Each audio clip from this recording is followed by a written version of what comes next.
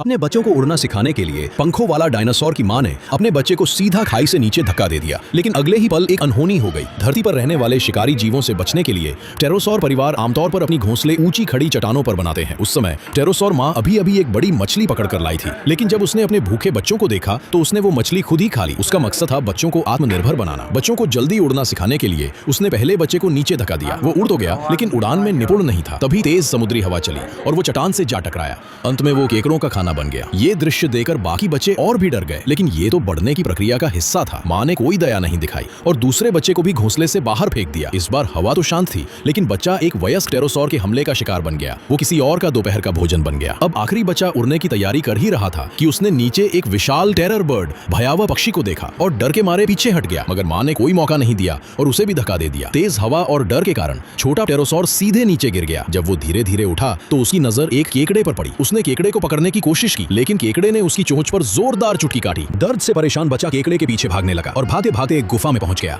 जहां से एक विशाल टेरर बर्ड बाहर निकल आया। वो भयानक जीव देखकर छोटा टेरोसौर डर गया और उड़ना ही भूल गया। वो बस रेत पर भागता गया। तभी सामने से एक मगरमच्छ भी आ गया, चारों ओर से फंसा हुआ। जब मौत सामने दिखी तो उसने अचानक अपने भीतर की ताकत जुटाई और उड़ गया। अब हवा शांत थी और धीरे धीरे वो उड़ान में निपुण होता गया। उसने उड़ते उड़ते एक केकड़ा भी पकड़ लिया। जब वो अपने घोंसले में लौटा तो मां बहुत खुश हुई, लेकिन अपने बच्चे की उड़ने की क्षमता पूरी तरह परखने के लिए उसने फिर उसे अचानक धक्का दे दिया। अचानक हुए हमले से बच्चा थोड़ा डर गया, लेकिन जल्द ही उसने अपने पंखों पर काबू पा लिया और आसमान में ऊंचा उड़ने लगा। अब वो सच में बड़ा हो गया था, एक ऐसा टेरोसौर जो अपने दम पर जी सकता था।